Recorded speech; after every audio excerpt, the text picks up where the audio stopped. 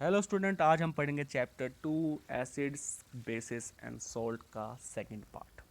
कल हमने पढ़ा था, जो कि फर्स्ट पार्ट था, कि एसिड बेसिस क्या होते हैं, एसिड और बेसिस को किस तरह से आइडेंटिफाई किया जा सकता है, इंडिकेटर्स क्या होते हैं, ऑल फैक्ट्री इंडिकेटर्स क्या होते हैं, और इसके साथ ही हमने कुछ प्रॉपर्टीज़ पढ़ी थी एसिड और बेसिस के साथ, जो थी कि अगर एसिड आपका मेटल के साथ रिएक्ट करता है तो हाइड्रोजन गैस रिलीज होती है, बेसिस जब मेटल के साथ रिएक्ट करता है तो हाइड्रोजन गैस रिलीज होती है, लेकिन ये सभी मेटल के साथ नहीं होता है, जबकि एसिड के केसेस के अंदर ये सभी मेटल के साथ पॉसिबल है, मतलब हाइड्रोजन गैस का रिलीज होना। ठीक है, आज हम उसी चैप्टर का पार्ट 2 है, तो इसी के अंदर अपना जो अभी तक हुआ था उसी चैप्टर को कंटिन्यू रखेंगे और प्रॉपर्टीज़ के बारे में पढ़ेंगे, एसिड और बेसिस के बारे में।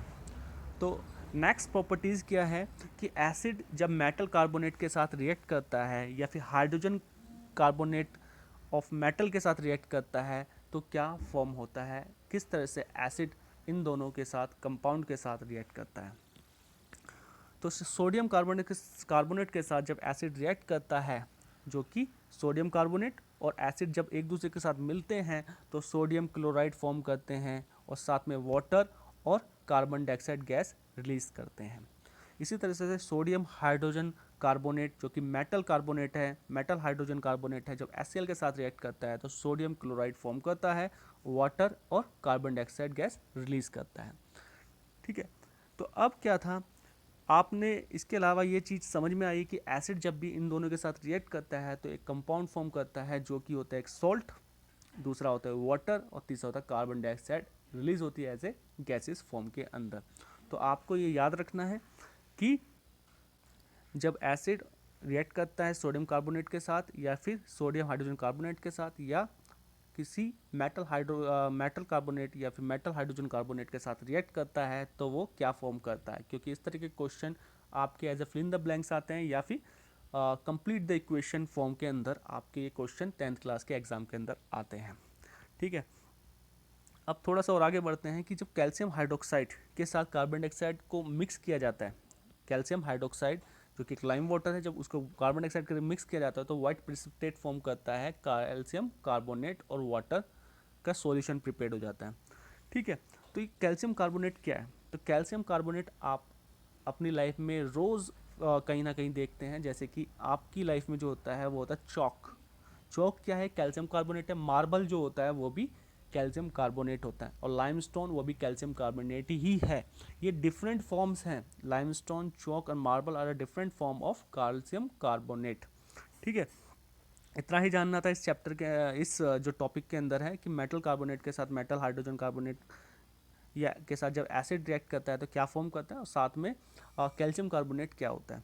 अब नेक्स्ट मूव करते हैं हम, जो आपका टॉपिक है, what do all acid and all basis have in common. क्या एसिड और बेसिस के बीच में क्या चीज़ कॉमन है, ये हमें समझना है। तो उसके लिए एक छोटा सा सेटअप दे रखा है, आप इस सेटअप के अंदर देख पाएंगे, एक बीकर है, बीकर के अंदर एक छोटा सा रबर कोक है और उसके ऊपर दो नेल अटैच्ड है, और ये दो नेल जो हो सकते हैं दो अपोजिट पोल्स जो होते हैं, पॉजिटिव नेगेटिव वोल्ट के साथ कनेक्टेड है, और इन दोनों के बीच में एक बल्ब है जो ग्लो करेगा या नहीं करेगा, ये डिपेंड करता है कि सॉल्यूशन जिसके अंदर ये डिप है आपका रबर कोक और नेल के साथ वो किस तरह का है।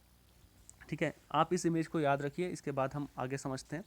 अगर जो आपका जो सॉल्यूशन होता है अगर वो प्योर वाटर होता है तो आपको पता लगेगा कि आप स्विच ऑन कर भी देंगे तो आपका बल्ब ग्लो नहीं करेगा, क्योंकि इलेक्ट्रिकल कंडक्टिविटी प्योर वाटर की नहीं होती है। ठीक है, क्या बहुत कम होती है। तो इस इलेक्ट्रिकल कंडक्टिविटी को इंक्रीज करने के लिए हमें इसके अंदर क्या मिक्स करना चाहिए, इस वाटर के अंदर मिक्स करना चाहिए जिससे कि इलेक्ट्रिकल कंडक्टिविटी इंक्रीज हो जाए। तो आमतौर पे जो इसके अंदर जो मिक्स किया जाएगा वो होता है एसिड, सॉल्ट या फिर बेसिस। जब भी इस सॉल्यूशन के अंदर, इस लिक्विड के अंदर एसिड को मिक्स किया जाएगा तो क्या होगा, जैसे ये स्विच ऑन किया जाएगा तो क्या होगा, ये बल्ब ग्लो करेगा, मतलब एसिड जो है आपका वाटर की कंडक्टिविटी को इंक्रीज कर देता है। इसी तरह से जब बेसिस को किया जाएगा, ऐड किया जाएगा, तो वो पता क्या लगेगा, देख क्या आप क्या ऑब्जर्व करेंगे कि बल्ब ग्लो करता है जब स्विच ऑन किया जाता है, और जैसे ही सॉल्ट के साथ भी ऐसा ही किया जाएगा तो उसमें बल्ब ग्लो करेगा। मतलब क्या है, कॉमन क्या है इन चीज़ों के अंदर, एसिड और बेसिस के अंदर और सॉल्ट के अंदर, कि ये इलेक्ट्रिकल कंडक्टिविटी को इंक्रीज कर देते हैं सॉल्यूशन की। ठीक है, तो क्या है इलेक्ट्रिकल, क्या कॉमन है कि electrical conductivity of solution is increase when we add other acid, base और सॉल्ट। ठीक है, तो ये चीज़ बता रखी है इसके अंदर। तो ग्लूकोज जो है कोई सॉल्ट नहीं है, ग्लूकोज कोई एसिड नहीं है, ग्लूकोज कोई बेस नहीं है, ना ही अल्कोहल है। इसीलिए जब भी अल्कोहल को और ग्लूकोज को ऐड करते हैं सॉल्यूशन के अंदर तो वो इलेक्ट्रिकल कंडक्टिविटी इंक्रीज नहीं करते हैं। इसके अलावा इलेक्ट्रिकल कंडक्टिविटी इंक्रीज क्यों होती है? इलेक्ट्रिकल कंडक्टिविटी इसलिए इंक्रीज होती है क्योंकि इलेक्ट्रिकल सर्किट को पूरा करने के लिए जो सॉल्यूशन के अंदर होता है वो आयंस की ज़रूरत होती है। तो सॉल्यूशन में जब तक आयन नहीं है तब तक उस सॉल्यूशन की कंडक्टिविटी इंक्रीज नहीं होती है, उस सॉल्यूशन की कंडक्टिविटी नहीं होती है। ठीक है, तो अब इतना था। इसके अलावा जानते हैं कि अगर ये इलेक्ट्रिकल कंडक्टिविटी आती है तो किस रीज़न से आती है, क्या होता है जो वाटर के साथ आप एसिड और बेसिस को ऐड करते हैं या रिएक्ट करते हैं। यही जो आपका जो क्वेश्चन है यही जवाब देगा कि इलेक्ट्रिकल कंडक्टिविटी इंक्रीज क्यों जाती है। पहले एक इंक्रीज क्यों जाती है, और पहले आप ये समझ लीजिए कि एसिड जो आपका सॉल्यूशन की कंडक्टिविटी क्यों होती है, क्योंकि सॉल्ट की वजह से, सॉल्ट कह रहा हूँ आयन्स की वजह से होती है। आयन है तो कंडक्टिविटी है। तो अब एसिड और बेस ऐसा क्या कर रहे हैं वाटर के साथ होने पर कि वो आयन में कन्वर्ट हो रहे हैं। तो आयन के बारे में जान लेते हैं।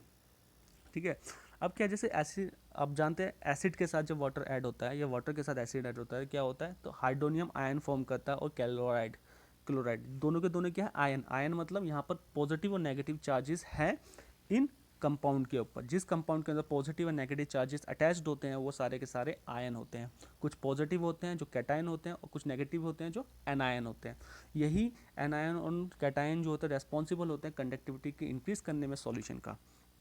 ठीक है, तो आपको ये समझ में आया। इसके अलावा जो है NOH जो कि एक बेसिस है, जब वाटर के साथ ऐड किया जाता है तो सोडियम बनाता है। सोडियम एक मेटल है, मेटल आयन है, और दूसरा OH है जो हाइड्रोक्साइड है। तो यही जो जब ऐड करते हैं हम NOH को, जो वाटर के अंदर ऐड कर NH को जो हम वाटर के अंदर ऐड करते हैं तो क्या होता है, ये ब्रेक हो जाता है आपका NOH, और वो क्या बनाता है, सोडियम आयन बनाता है, और सोडियम हाइड्रोक्साइड आयन बनाया जाता है। और इसी तरह से HCl जो होता है आपको जब ऐड किया जाता है वाटर के अंदर तो हाइड्रोनियम आयन बनाता है और क्लोराइन आयन बनाता है।